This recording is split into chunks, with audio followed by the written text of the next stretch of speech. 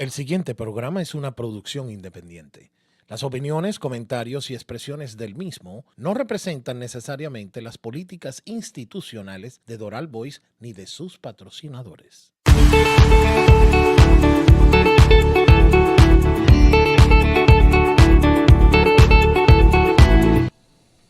Good afternoon. This is Manny, Sarmiento, CEO, President, Doral Chamber of Commerce. I forgot founder. And we are here, Doral Biz Radio. This is my show on Doral Voice Radio. We are excited. We've got so many great things coming up. I would like to invite you to go to doralchamber.org.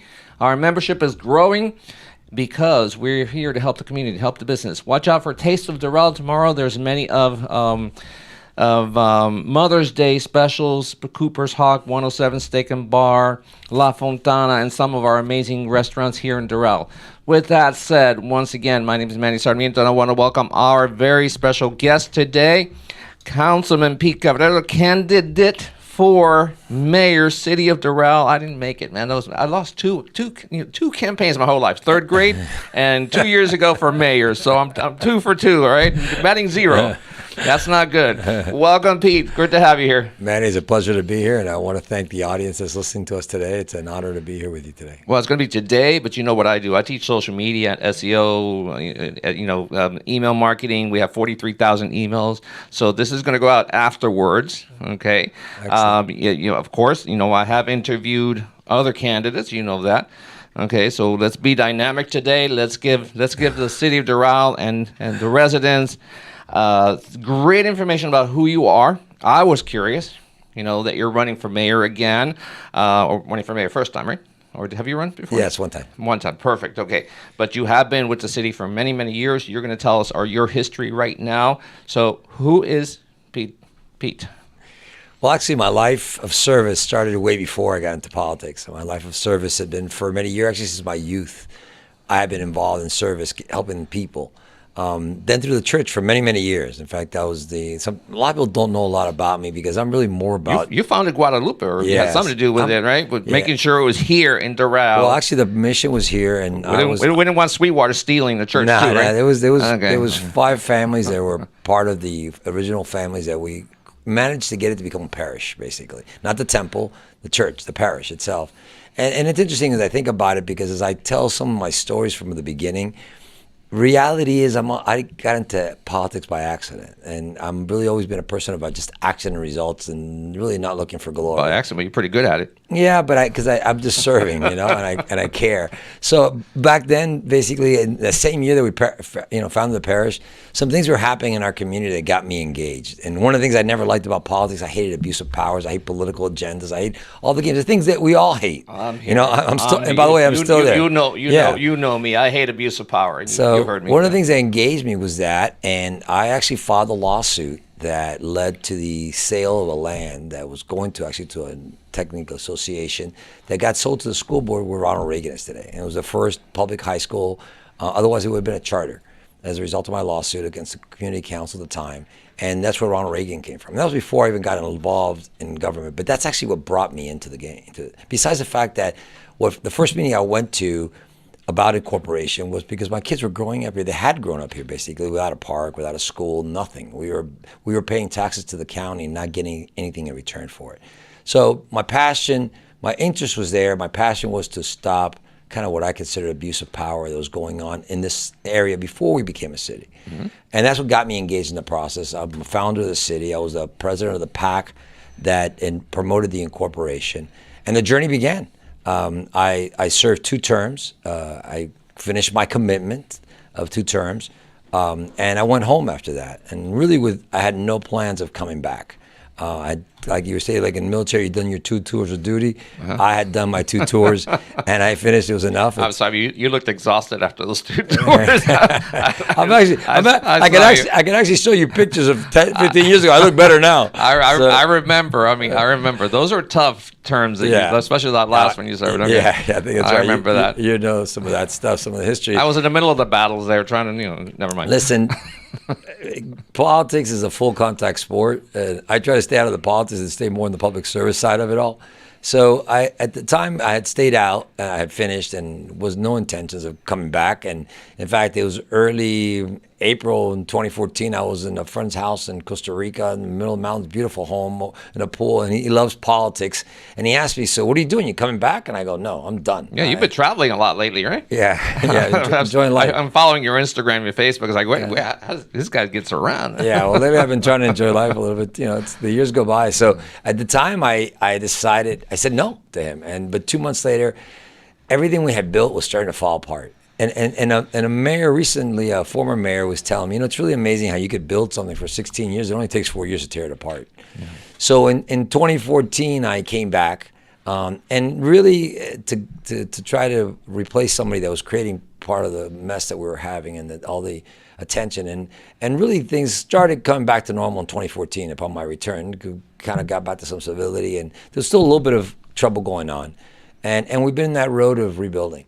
I'm termed out this year after my second 2 terms now, and I've fulfilled every single one of my commitments to the people. When I get elected, I fulfill my terms completely. And I was going home, and I had suspected the possibility that the mayor would be running for the county commission seat, but was not sure of it. Mm-hmm. And people have been asking me, so if the mayor does that, are you going to run? And I really seriously, for a long time, told them, I got to think about it. It's a big commitment. It's a big commitment for myself, for my family, for everybody. And I take things seriously. I don't. And your wife let you do this again? My wife let me. In fact, she was the one actually that was encouraging me to do it. And I go, you sure you don't know, really? And we had been traveling a lot. And I go, we won't even be going to cross the city boundaries after I start running. And so I took it. I take what I do very seriously. This is not a game. I'm not looking for opportunism. I'm not looking to, this is not a capricious desire. Some people have told me, Pete, you deserve it. I go, I don't deserve it. I'm not doing anything because I deserve it. So let me ask you a theoretical question. Okay, let's say that JC wins and he's county commissioner and he gets impeached in 2 years, so they find that he's corrupt and they kick him out. Are you going to run for? Are you going to just quit the 4-year commitment that you have and try to run for commissioner? Actually, to be clear, the first. Did you like that analogy? The first commitment. The first commitment is only for 2 years now because I'm filling his term. Oh, that's There's 4 years okay, after that. Good. So no, I'm not doing this as a political stepping stone for anything. I'm not seat hopping. My passion, what got me into this from the very beginning, and is my only passion why I even came back, is the city of Doral. I've lived here for 34 years. It's my home. My kids have been raised here. My kids are my current daughter's being raised here, my child daughter. And this is our home. And yeah, well, that upset me. I ran because I cared. Then Victor came in. I didn't know Victor was in the race. I didn't want him to run by himself. At least give him a challenge. And I think things happened after that that made him do more than he does. But it really upset me that all of a sudden he's quitting. The current mayor's quitting to run for another seat. But you're giving us your commitment to finish out your 2-year term, and then possibly run or not run. No, more likely than not, after 2 years, I will stay. I'm not probably. I can tell you right now, my commitment is I will finish my second term. This is not just a 2-year adventure for me. I have no ambitions of going anywhere else. I will not be going to any county commission. I will not be going anywhere else. My goal in the next 6 years, basically, is, first of all, we're at a critical state of our city. When we first started, in a way, we had nothing here. We had 0 parks. In the last, people talk about what's happened or whatever, and I've been a part of everything from the very beginning. And I'm not about me. I'm about us. We're a team. We work. It's a council. This is not Cuba or Venezuela. It's not a dictatorship. This is a council. And sorry, people. Sometimes it feels like it. Well, I'll just tell you from the way I am. How's that? Okay. Let's focus on my style. And as you know, Manny, among the things that I do professionally is I'm a behavioral style expert. I do organizational development, and I teach how to work in teamwork. And by the way, that's one of the things that I bring to the table. But I've been to your seminars. You did the disc? The disc. I did the disc. Right. That was really good. Yeah. You had a big crowd there. You had 200 people at that seminar. Yeah. People have been asking me to do it again. I've done it at the corporate level, and I've done many times for the community, for PTAs and community groups. Yeah. It's been a while since I've done that. It's consuming, but anyway. And I bring that to the table now as we bring. I've been part of everything in 18 years. People, it's kind of sad when I hear people criticize. I mean, look, everything's not perfect. There's a lot of things we need to fix, but it's sad when you hear people criticize things that are stupid to criticize. And someone told me, when those that cannot achieve criticize, and the reality is that my personality and my style is about positive and making things happen and make them better. And in 18 years, with the second lowest tax rate in the county, we managed to build 8 parks, a city hall, a police station, a police training center, have amazing activities, a tremendous city. We have a cultural center coming online now. We have a park that'll be a state-of-the-art park, envy of everyone. Doral is the envy of many of the cities in South Florida. So now we've gotten here. Now we've gotten to this place in this history, and a critical stage, as I was saying, comes along. And what's that critical stage?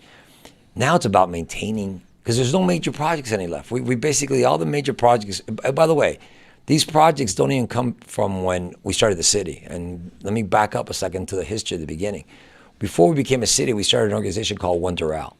And in One Doral, we actually created committees of citizens, of residents, for education, transportation, planning. We had experts in those fields, like a city. We were operating almost like a small city, which, by the way, I believe is one of the reasons why it allowed us to take off so fast. Because by the time we came in, we had already created the vision. You know, I recently heard somebody talking about, oh, it was my idea to build an Olympic pool or whatever. The Olympic pool came before we were a city from groups of residents noticing the need. Just sometimes some things take longer. We did surveys along the way. It wasn't a priority, so it kept being pushed back. You know, soccer fields were a priority, football fields were a priority, baseball were a priority, and there's always obviously a certain amount of money you could use. What do you say about your critics about the they call it the parking lot now, Doral Central Park?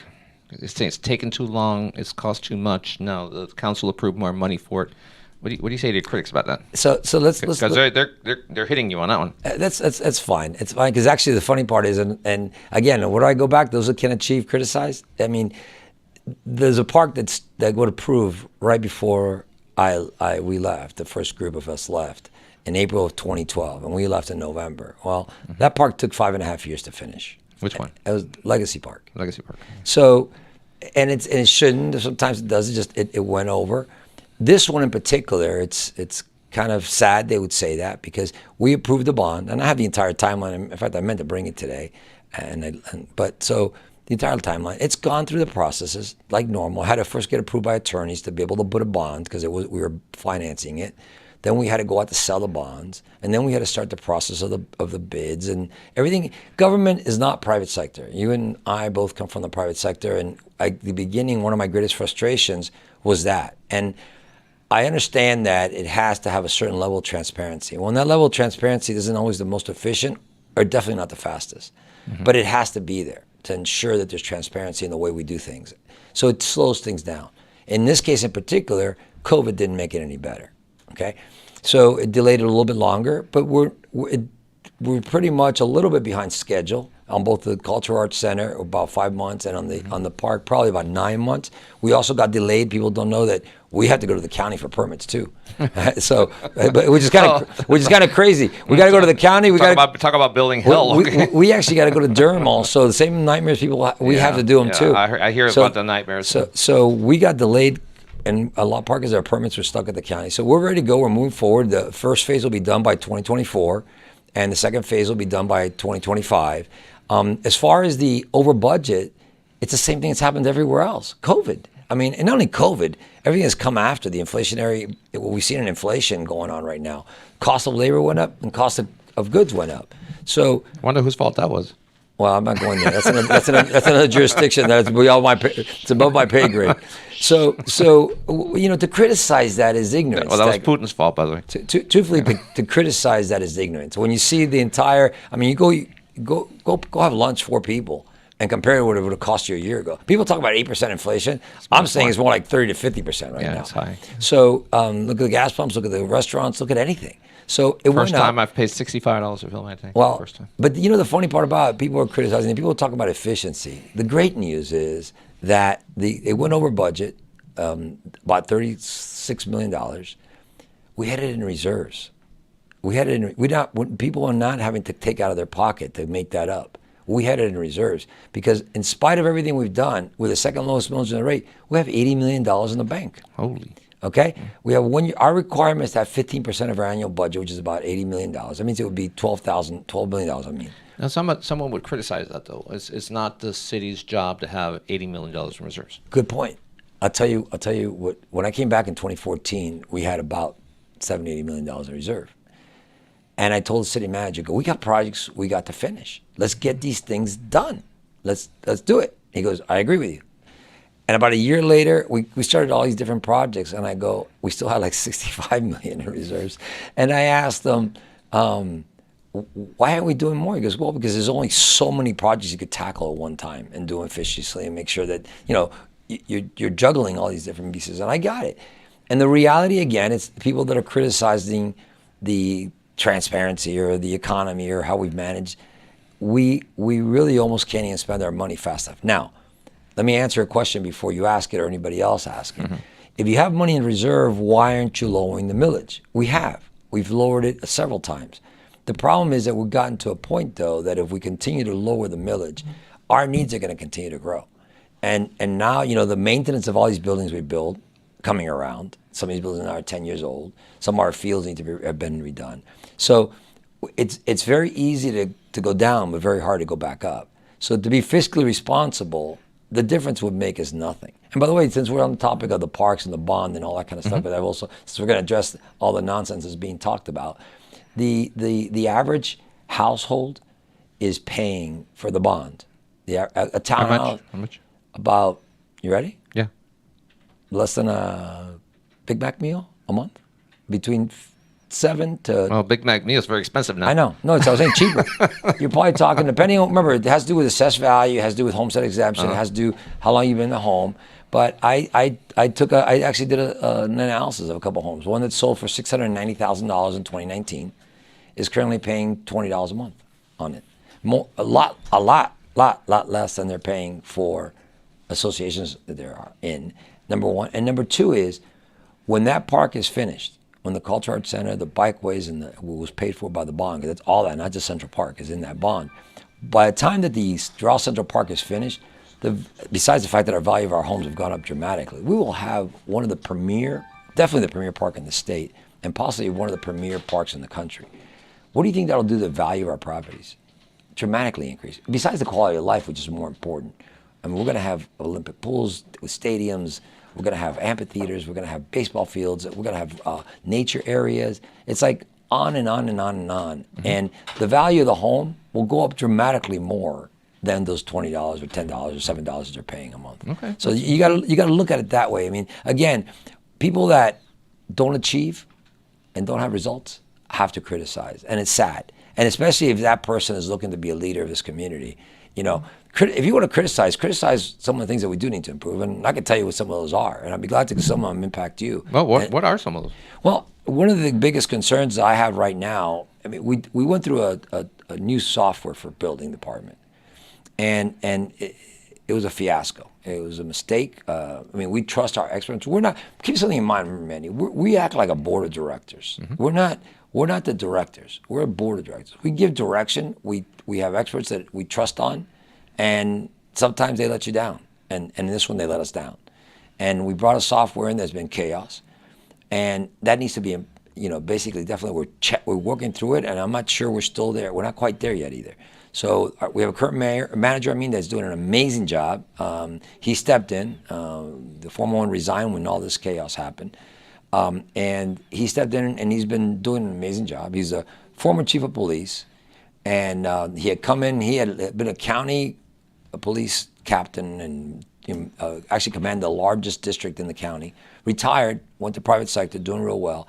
And he came really back to Doral because he had been our transition captain when we went from county to city. Now, I hear he's a good guy.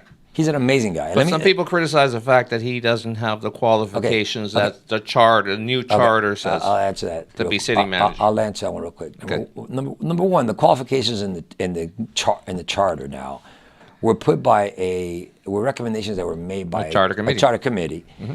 And what happens and in fact, and I have an issue with that, because the charter committee, even though it's the voice of the people, they're not the elected people. And it goes directly to the voters to vote on. And sometimes it's very hard in small letters, small little box you have to truly communicate a message. So this requirement of a master's degree was added to it, which it's not even a master's in business and public administration. It's just a master's. Mm-hmm. So there's a lot of very qualified people in the world we live in today that are extremely successful in life that don't have even a degree. Yeah. So that qualification was added, and it's okay. So right now, he is our acting manager. He was our interim manager. And let me go back up a second, and I'll answer that one. But first, let me tell you about him.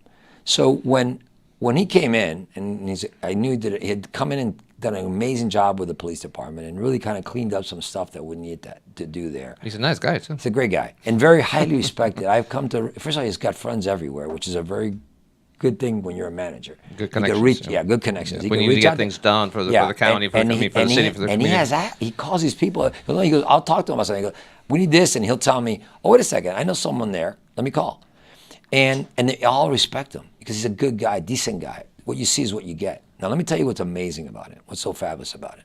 First of all, when he first got this is true confession, I was worried. I go, this guy's police. That's different military stuff. Yeah, that worried me, concerned me.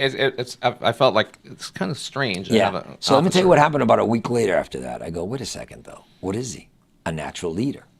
And a natural leader doesn't necessarily have to know about everything, but he needs to know how to find the right people that know the best, and he needs to have the ability manage those people. Yeah, and have to have the ability to evaluate and make a decision that those are the right people, and he has that quality. But I'll tell you what he also does have, which is even more exciting, that I love, and he's a lot like me. First of all, he's an action and results guy, straight out, and then he's no nonsense, and he's common sense, and he is not a career bureaucrat. So he approaches that position like I've never seen anyone ever do anywhere. I mean, I feel like it's me sitting there because he fights for every dollar. I mean, literally, which sometimes, I'm not saying other managers aren't responsible, but this guy treats it like it's his own business, really, like I think I would do. And I do from my position. So he's been a breath of fresh air to me. I think he's doing an amazing job. And as far as the qualifications, he's got, first of all, he ran what is our biggest department in the city, police. Yes. Yeah. His mentality of police goes very in line with the other departments like code compliance and even building, because it's the mentality. He doesn't know structure, but he knows mentality. So now to finish your qualification question, it's a master's.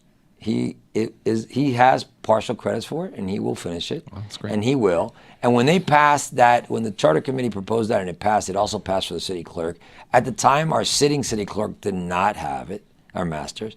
So she was put as acting, as he is now, until she finished her master's. And when she finished her master's, then she was completely no more acting. Now, I'm being too nice, so I don't want to get criticized for being too nice today. So let me ask you something. So what you're saying about Organ-Vidas, sounds like he's a great person. That's all I've heard about him. So the other two city managers that we had seem to be afraid of the bully that we have as mayor right now. So Organ-Vidas is not being bullied. Is that what you're saying? I told you to ask you tough questions, right? But listen, I don't talk about other people. One of the things I do is, and listen, I've been on that council for 17 of the 19 years we're coming up in June. And I see you acting with common sense. You are prepared. You come in, you ask the right questions, and that's all I've seen of you ever. Okay, in the 17 years I've been there, I've worked with 10 different council members. You've never seen me. And you're patient too. Yeah, and you're right. That's what I'm saying about. And I'm not telling you there hasn't been some rough times. That's why I said, why are you doing this again? But I'm very clear on what my responsibilities are, and my responsibilities is a community, Doral. That's my responsibility. Not my ego. I'm there as I'm one of the members of the board. I'm there to speak my mind. I'm not there to criticize my colleagues. I'm not going to go to the public to criticize any of my colleagues. They were elected by the people, and I respect that.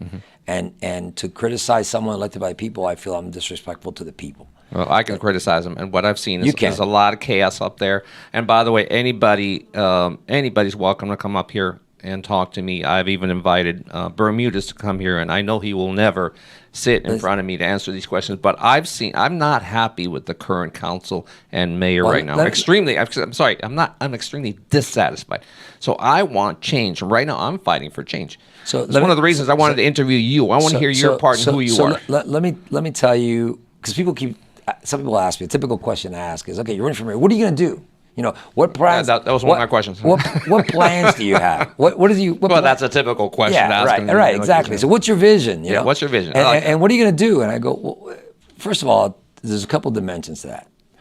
Number one, me, like probably everyone listening, is tired of politicians that get there and just promise and promise and tell people what they want to hear. And that's fine. I'm not me. That's not me. And I've been told you got to give people. I go, I can't. I'm going to tell people the truth. And then there's things that I could promise 20 things, but a lot of this isn't going in the works. But the most important thing is, what am I going to do? The same thing I've been doing for the last 20 years, except I'm going to take it to another level. Okay, give me some of those ideas. What's your wish but list? wait. Because it's a wish list. Because it depends on the entire council and the residents. Exactly. Okay, so what's your wish list? But let's back up a second. Which something that's more important than that wish list. To me, it's the most important thing. And you were talking about something. My main thing is we're going to see a change, a dramatic change to style leadership. We're two different people. Thank God. I've been a part of it, the whole thing. We've worked together. I work with all my colleagues. I always work with all my colleagues, whether I agree or disagree with them, whether I agree whether they do things or don't do things, And I work with everybody because I work as a team. But that my style is, just on the surface, if you talk about two different individuals, the current mayor is an attorney. And so attorneys have a tendency to look legalistic. And that's been an asset to the city along the way, and especially the creation of the city. I'm a businessman. I came into government and I've applied a lot of the businessman approach to the way we do things internally. Well, I think your HR experience is also extremely important to this job. Extremely important. But the difference with me is that I'm doing things and people aren't finding out because I'm not in the limelight about it. And now I'll be in the limelight. And now I have a responsibility to be in the limelight. So now I'm going to do it. Now you will see me in the limelight. So my style is about action and results. My style is about bringing a mentality of business mentality to our city, which we have, but I'm going to take it to another level. And there's something that, because I do believe that the mayor, even though we have a manager, I think the mayor creates a tone. I believe that the mayor creates an environment of leadership and people follow. So one of the messages I've been... Well, let me rephrase that. It's supposed to. Right. Okay. Well, it does, whether you like it. I don't know. I'm sorry. I don't believe the current mayor does that. Well, but that's different. Right. That's my opinion. But it still does it. It happens whether you like what's happening or not. It still happens. In other words, there is an effect. Mm-hmm. So, one of the things that needs to happen, and I've been trying to educate through our manager and the directors and sharing this already, because I'm getting ready for after November, is that something to you and me is very common sense. Is that everybody we interact with in our business is technically our client. Yes. And that person could fire us on a moment's notice if we're not taking care of their needs. We're not saying we're giving them everything they want, but we got to take care of their needs and we got to be listening to them. The first thing you do in business is you got to listen to your client. Mm-hmm. Well, I've tried to explain to the directors and the manager's on board with this. He gets it. That's the other thing. He gets real clear. He's already implemented 2 things out of our conversations, which is extremely powerful, and I'll tell you what they are. And I've been talking about them for years, and finally he's doing them. So what I say is that you got to treat every person you interact with like they could fire you. So your treatment of them. So it's not about. And the other thing is that you got to be proactive. It's not about. And I know personalities, so you understand. I know what the personality of those departments are, but we need to help them. So what's a typical personality of someone that works in code or works in planning and works in building and all those departments? They're analyticals. They have to be. Because we need someone that's perfect. We need someone that doesn't skip a corner and say, well, that looks good. I don't need to be exactly 2 inches. No, it has to be 2 inches because otherwise the building will come on top of you. But we have codes that I've been asking to revise especially since I came back 8 years ago, and we still have not done it. We still have stuff from the code from the county. We've done it little by little by little. So one of the mentalities I want to develop in our employees is it's not just about following the letter of the law. If something in the letter of law no longer makes sense, like paradigms sometimes change, you need to bring that up and address that concern and bring it to council, have the director bring it to council and say, I'm not sure you still want to be doing this. This doesn't make sense anymore. And that's not happening. And that's not happening because that attitude is not there. That has never been projected. It's never been a priority. Talking about wish list, okay? Talking about styles, okay? Something I've been asking for years. I started asking before I left the first time 10 years ago, and I couldn't get support for it. Actually, part of it did happen. I was requesting a community relations person, which we got. But my idea of that is that person reported directly to council, and maybe the manager, but directly to council. Why? Do we have that person now? We do, but Who is that person now? Andrea has it, but she's working. She's not doing that. I don't know. I'm not quite, she's doing different outreach stuff. She's doing outreach stuff. But my point of that outreach person is I got people come to me with concerns and problems about whatever. It could be building. It could be in that dimension, or it could be in parks. It could be anything, right? And one of the things that has always concerned me is, and sometimes they're kind of mini horror stories. And I think to myself, okay, this person either knew me or knew somebody that knew me, and they had kind of gave the courage to call me and talk to me about this. Mm-hmm. And I always tell people, well, why don't you call me before? That's why my phone numbers are there. That's why we're there. We have an app that, So I think to myself, these are the ones I know about. That sometimes I go, how many are out there that I never even find out about? I don't even know what's going on. How many people's lives are we affecting? Well, I've seen that, Pete. I've seen where people do not understand that they can reach out. Right. We have a very, very good response from code compliance. Right. I mean, so you want to look at the mean side of code compliance, but actually you look at the good side. They'll come to you and they'll warn you. You know, and so couple of things, real quick things. Talk about we have to take a break in a minute. Okay, so just tell me when you're ready to go to break. Great. I'll take a break now, and then let's go. So that way we can get our ideas together and regroup. Yes. So, with that said, let's go to commercials here.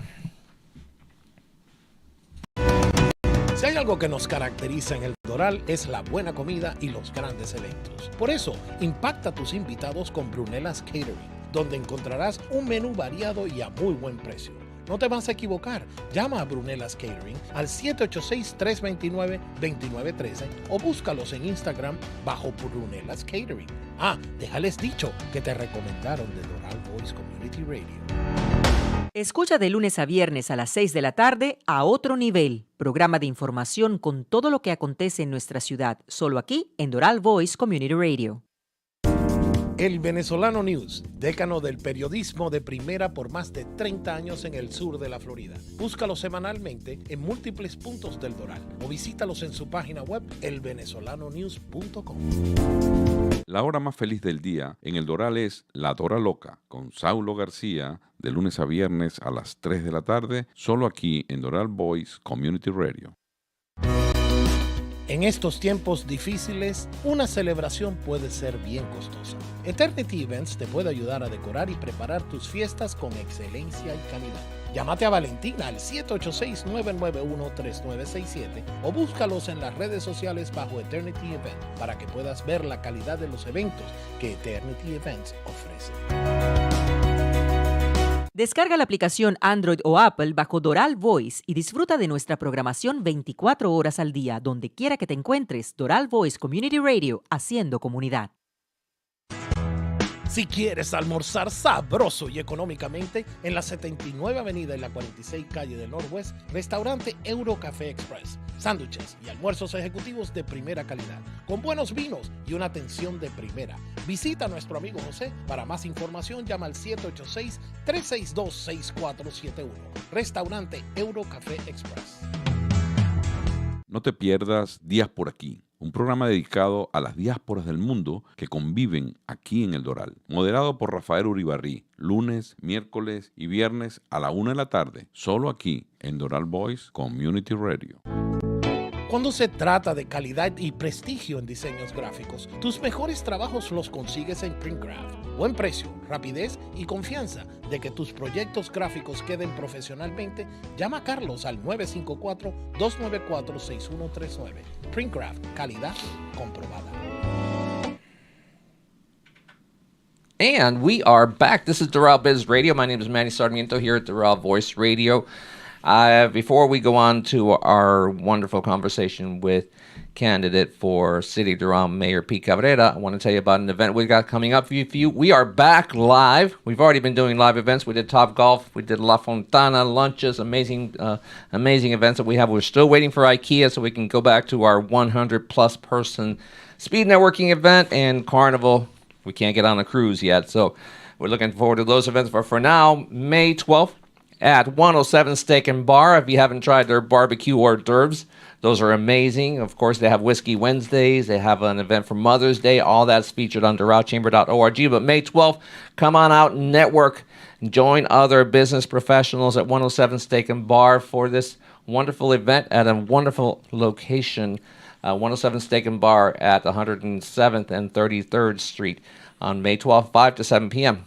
It's open for $15 for non-members. Doral Chamber members and trustees are always free. So welcome back, Pete. I'm back. Let's wrap up a couple of these things we were talking about. Let's wrap it up, I know please. you have a lot of things. So the idea was to, in the service center on the second floor, put a big number. I'm big. We have our pictures there, but people don't know how to reach out to us.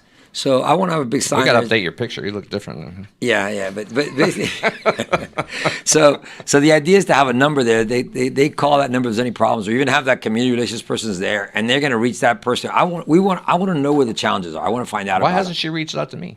So I the chamber. don't know the answer. Okay, To that so- question. okay. See, I thought she should have. I thought She should have, yeah. I guess I don't. I'd have. Okay. I'll find out for you though. Find out. I promise. I'll get back to you. Have her call me. Give her my cell phone I number. will. Everyone has my cell phone number. I will have her call you. Wonderful. So, and part of that has to do with what we were talking on break is about small businesses. Because this impacts, again, it's not just about building, but this impacts small businesses and homes or anything. But small business, we have over 10,000 businesses in Doral, of which 80% are small businesses. So if somebody wants to start a new business in Doral, which we have been labeled as one of the best places to live and start a new business. And for that to be true, we got to be able to be efficient in that process. And a small business has to have, ways of moving along quicker. Well, how to start? Let me tell you how to start. We get the question all the time. Right. How do I start? How Well, do I'll tell you two how do I things. get a corporation? How do I work the city, licenses, all that? I'll tell you two things I'm And working we on. had a program. You know about our program, Startup Doral, Yeah. which we So were doing with I'll- the city. I'll tell you two things that I'm working on right now currently with the city attorney and I've been talking about this again also for years, is people come from, especially from foreign countries that don't know our system, and they go and they rent a space and they sign a lease. Mm-hmm. And when they sign that lease, the realtor is not maybe telling them anything, and now they're into a lease. And when they go to the city to see if they can open up their business, they find out they cannot open up their business. Yeah.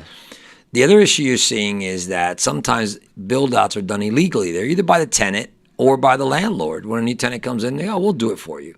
Suddenly a new business starts, and all of a sudden they find out the space they have is illegal. Now they're stuck in a place, or they find out a year later, 2 years later, that the space they have is illegal.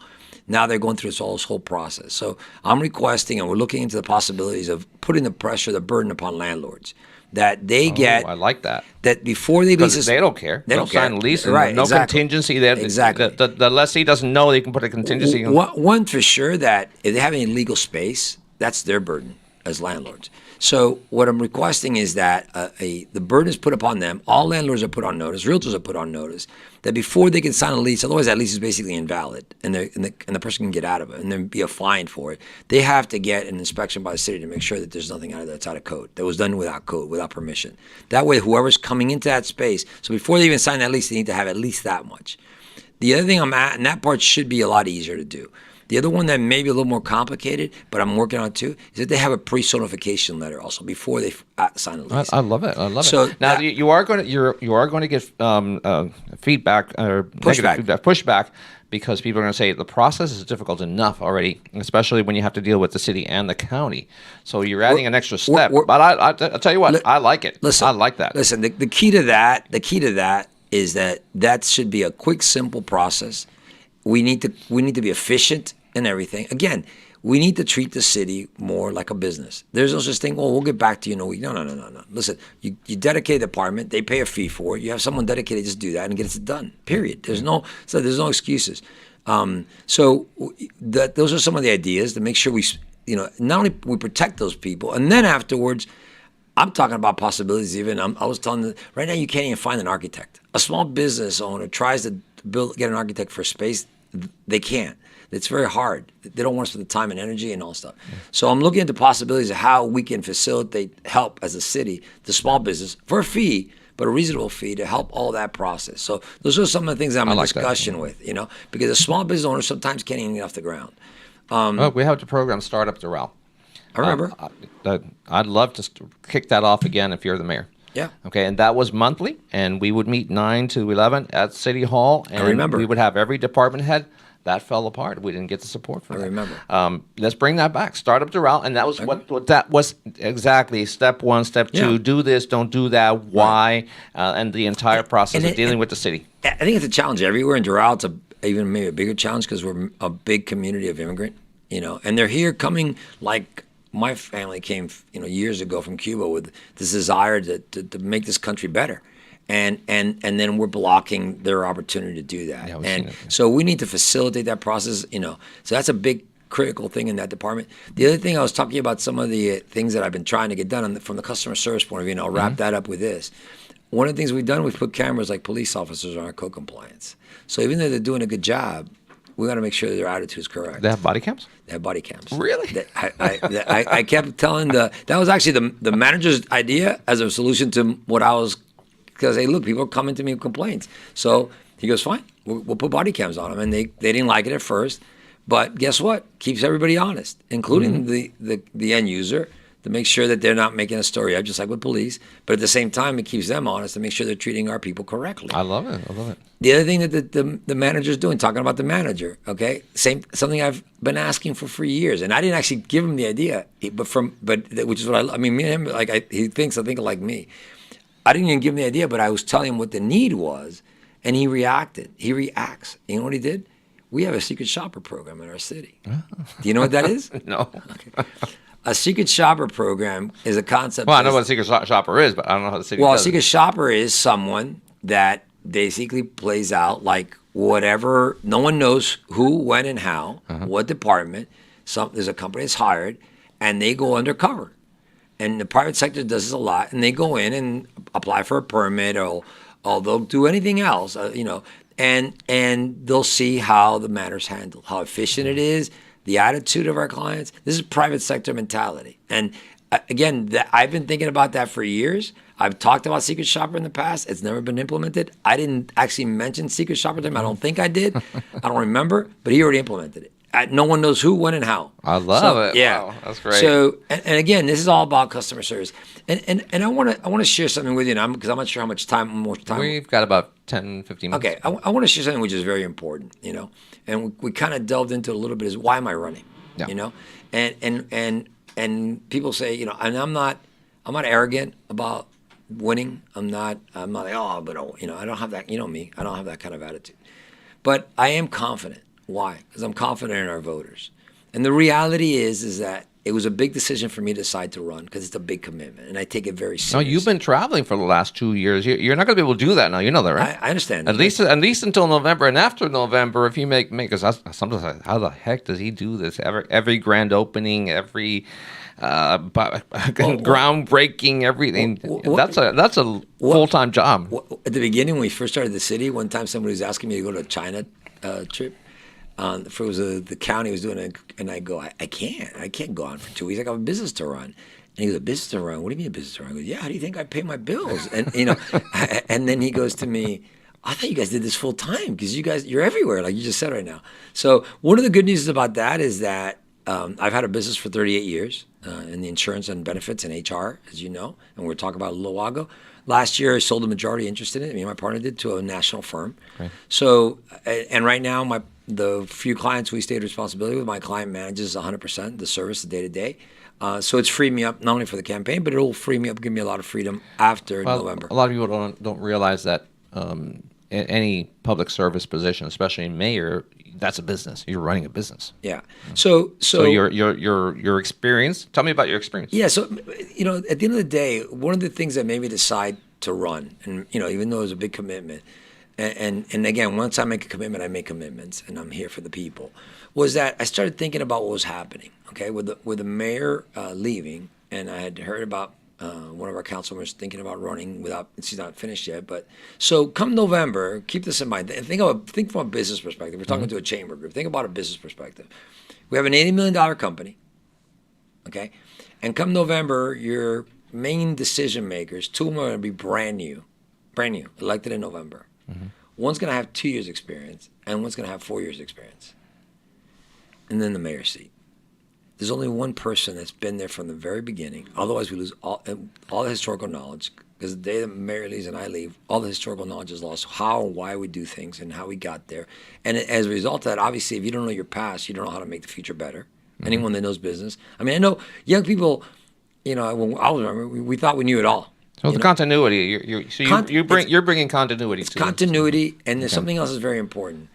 people sometimes talk about experience. Experience, if someone goes to college for 4 years and they don't graduate, those 4 years were useless. Someone goes But you still get the student loans. but you still get student loans. And if you go to university for 4 years and you graduate and then you go out into the workplace and you do nothing with it, that experience is useless. So experience isn't time spent somewhere. Experience is results. Everything you see, and I say good and bad, I've been a part of it. Everything you see, and Doral's envied by everybody. So we've done more good than bad, for sure. A lot more good than bad. The only one that could say that is myself, which is I was saying I have confidence in the voters. When if the voters get the facts and understand that I'm a man of results, that everything I've committed to, I've fulfilled, that I'm not here to say some cute words. I'm not here to be criticizing anybody. I'm here to move forward and make this a better city. And the motto of my campaign, you know what it is? What's that? The best is yet to come. Oh, love that. Love that. So the best is yet to come, and we're gonna take the city to another level, in many different dimensions: customer service, culture, making sure that everything is clean the way it should be. The security is the best. There's two issues that I really I mentioned to the end because it's something that this is an ongoing. This is not going to be this 4 years or the next 6 years. It's going to be the next, one of them at least forever. It's traffic. Traffic is a regional problem. In our case, the greatest challenge with traffic is that the ones who we're stuck in, the areas we're stuck in, are the areas that we don't control. We only have like 2 city roads left to build. I'm radical about that, though. I'm radical. If you don't, the squeaky wheel gets the grease. You got it. Yeah, we stay on top of it. But I'm trying to say, at the end of the day, we have worked. We have gotten solutions. We're getting 97th Avenue now opened up to 4 lanes all the way to 74th Street. We're actually working on trying to get it all the way to 106th Street. That's all in the works. What about 87th? Say from 41st, especially to north of that. It's complicated. You're talking about, first of all, there's the right-of-ways. We have so much building. Yeah, but you can't. Downtown Doral. I understand, but I'm going to tell you something about downtown Doral. Downtown Doral is a mixed-use project that was one of the ideas that came out of a transportation committee when we first started the city, and I was on it. And the idea of mixed use, and that's the reason why we have a couple, we haven't had a city place. The study was shown to us, which in fact, Corradino, the mayor of Pinecrest, I told him the other day, I need you to send it to me because it was fabulous. Everybody had a paradigm shift. And he showed us how when you had mixed use and higher density, but you had all the services within that area, traffic went down. I rarely get in my car. I live there. That's nothing new. Yeah. This was plans from the 70s to have everything incorporated into an area. Which by the way is one of our goals for Doral too. Doral we're unique, and one of our goals when we started was to make it all here. And now we have restaurants which before we didn't used to have. We want work here. I want to see if we could bring more technology jobs, high-end jobs for the kids that are growing up. Something that because our community is a family community, and there's multiple generations here. And I want to make sure that our kids that are growing up and getting graduate, they could find jobs in Doral. But we got to work on housing. Housing's so expensive. I mean, my rent's going up. I already heard 15% more. Okay, I live at Mirador, great place. It's one of the best managed places, really, that I've heard of and where I've lived. But it's went up last year, and now it's going up again. It's expensive, Pete. The secret to that is because we can't control rent. Oh, I know. So nobody can. So it's a market-driven situation. But there is, I think, new types of housing that'll be coming out. By the way, there are some rent relief programs with the county. Yes, there is. And there's a new law, right? Cava passed a law. The county passed a law that if anything above certain percentage, I don't remember, 60 days, they have to give you 60 days notice. Right, but at the end of the day, it's just notice, And there's limitations, and some stuff that you could be creative will get challenged, and it'll lose. You got to be real careful. It's free market enterprise, free enterprise market we live in. So, but I think one of the things is I think you'll see new, in South Florida as a whole, I think you'll start seeing new housing, more Europe style, more New York style, where you see smaller spaces with more outdoor spaces, to share and make it more affordable that way. Also, create jobs, higher paying jobs available, and that's one of the goals. And so, traffic is something we're constantly working on, and we continue to work on, and we work closely with the county. I've had relationships for many, many years. But if we don't step on them and say, we do. We need this done. Excuse. I see a lot of excuses from the county. No, but let me tell you what we've done. Okay, it goes one step further, and we've done it many times. When they're not reacting, because sometimes no matter you could put a gun to their head and they're not going to react. Okay, so what have we done? We stepped up and paid for it first, and then we get reimbursed 3 years later. Sometimes they'll tell us, "Well, yeah, that's in our 5-year plan." And then remember, they're trying to keep the whole county happy. And we're a donor community there, too. We pay more than we get back. and impact fees and all that stuff. So what we have done is like 97th Avenue, the traffic lights. If they don't have it in their 5-year plan, it's going to be 5 years from now. We've paid for it and then get reimbursed later on. And luckily we're able to, because guess what? We've done things right. We've been fiscally responsible. And we have money in the bank. There's a lot of infrastructure money. So that, and the other thing, it's a major issue, and that I will tell you, I want to be strong on is the issue of the odors. Not the entire city is affected by it as bad, but it is an issue. It's a quality of life issue. And one of the things I've been asking for, and now we're dealing with the Covanta, we're going to see how that all ends up.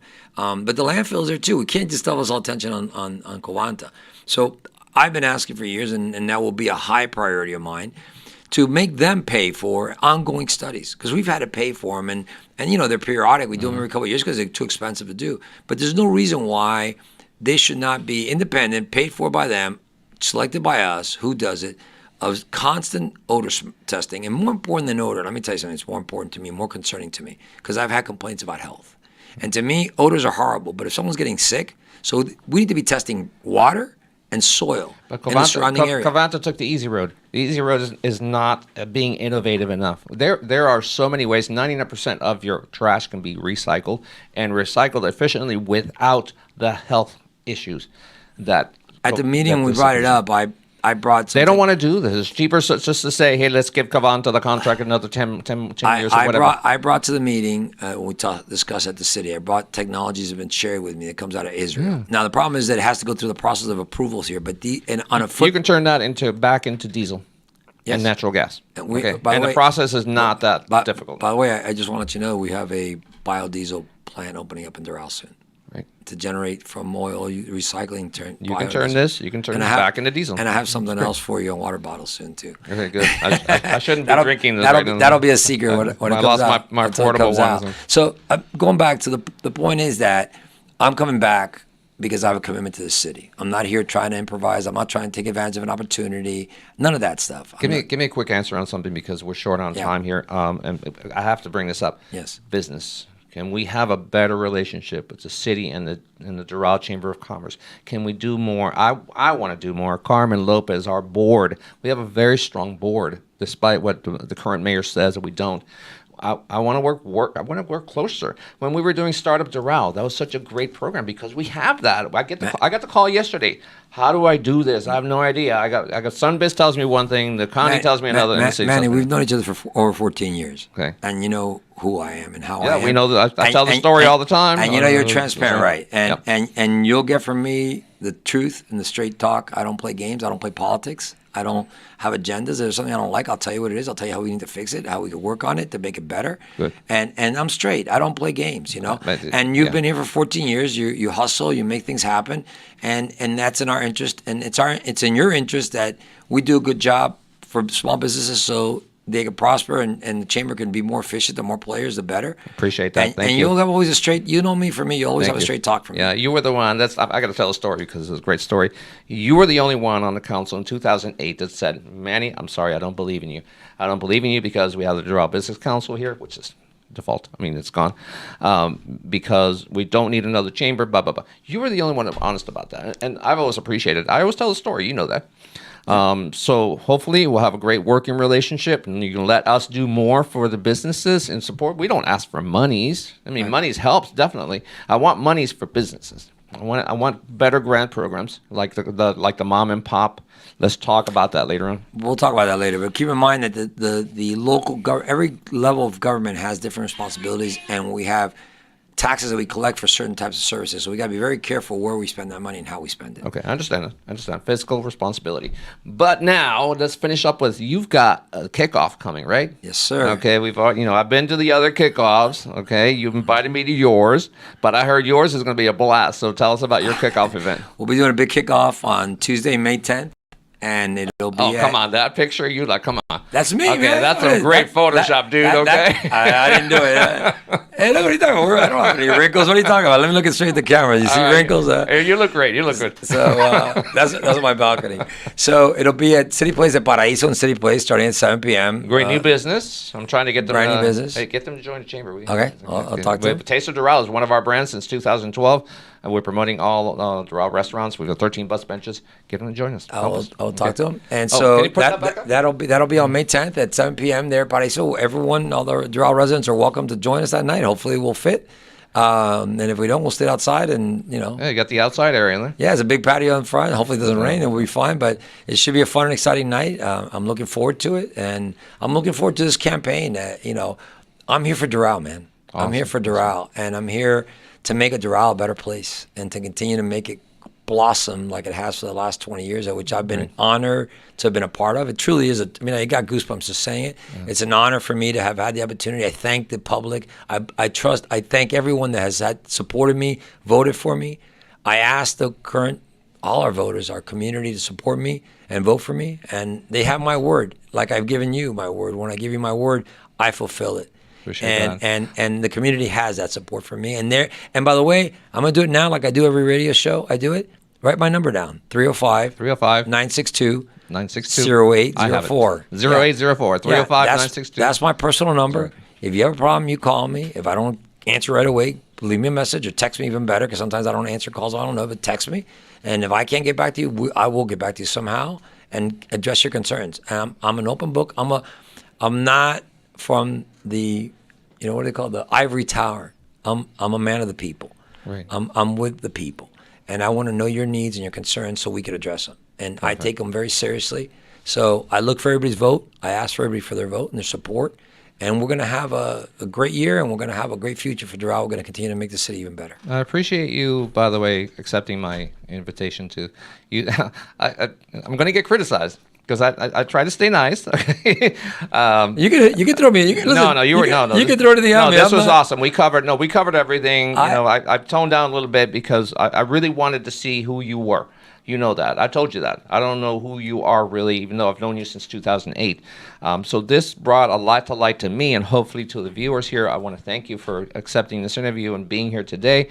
Maybe we can bring you on and do this in Spanish for our Spanish audience. Sure. Once again, I want to thank you. My name is Manny Sarmiento. We have our special guest, Pete Cabrera. The candidate, or one of the candidates for City of Doral mayor, and the election is November 8th. November 8th. So please get out there, do your due diligence, get to know Pete, call him 305-962-0804. Give me, yes, right. That's my personal number. Personal number. They can call you? Personal number. They can call me. Okay, good. They can call me. With that said, my name is Manny Sarmiento, Doral Biz Radio, here on Doral Voice Radio. Thank you to Juan Carlos Esquivel, Nancy Esquivel. And I just want to thank everyone listening in and thank all the voters of Doral. Thank you for being here. Good. Thank you very, very much. Stay tuned right after this and watch. We had our first business at La Ventanita at Sergio's. With that said, adios. Goodbye. Thank you very much. God bless you.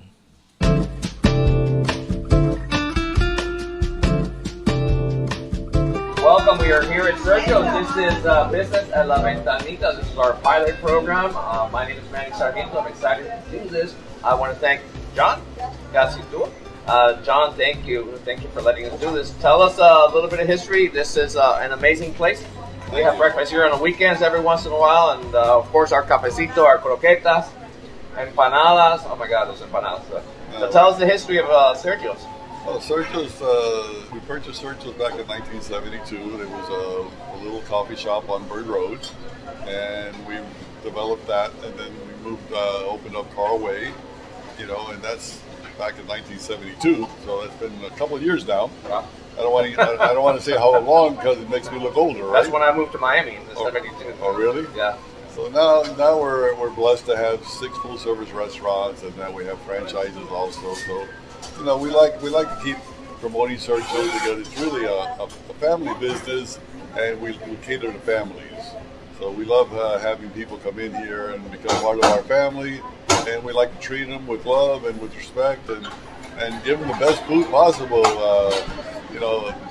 The food in the kitchen has been worked on for years and years. Blanca is the one that's the gourmet in the family. She's done so much work to get everything done right. And I know that she told me one time she worked on the croquetas like 3 years before she got it to the way she liked it. Oh, they're perfect right now. Yeah. You've done so much for the community. we like to be part of the community, so we get involved. We help out, and when there's unfortunate tragic accidents like there was in at the bridge that fell down near the university, we were there to help the responders, giving them food, bringing coffee. We like that. We feel like we're part of the community.